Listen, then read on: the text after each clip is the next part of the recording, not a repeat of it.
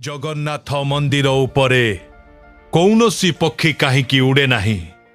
एहा प्रभुंकर चमत्कार ना आम पूर्वज मानंकर अद्भुत कारीगरी। जगन्नाथ मंदिर को 1200 शताब्दी रे राजा अनंत वर्मण चोड़गंगदेव निर्माण कराइथिले।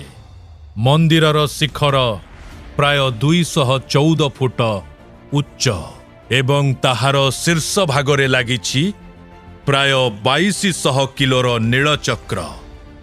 एही मंदिर निर्माण रे कौनसी सीमेंट व्यवहार होइनी।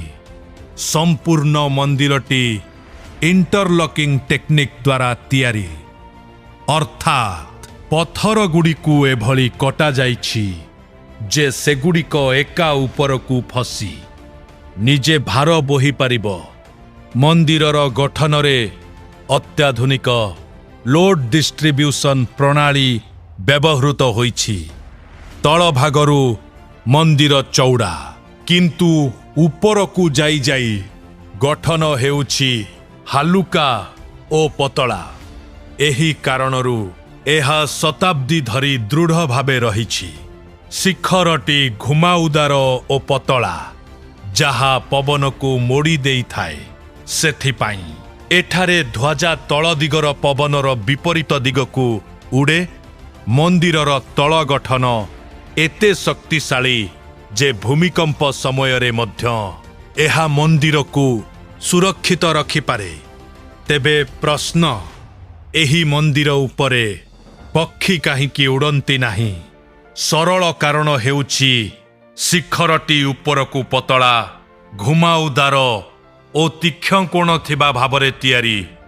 जेतेबेले समुद्र दिगरु आसुथिबा तीव्र पवन एही शिखर सह धक्का खाए, सेगुड़िक सीधा जिबा प्रतिक्षेपरे उपरकु उठी जाए एवं पार्श्व दिगरु घुरी शिखर उपरे एक टर्बुलेंट जोन सृष्टि करे।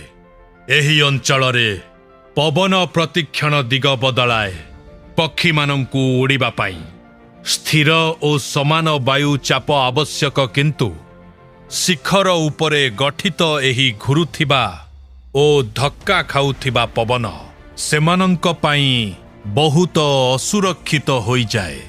तेबे एहा चमत्कार ना कि पूर्वज मानंकर वैज्ञानिक ज्ञान निष्पत्ति आपणंकर।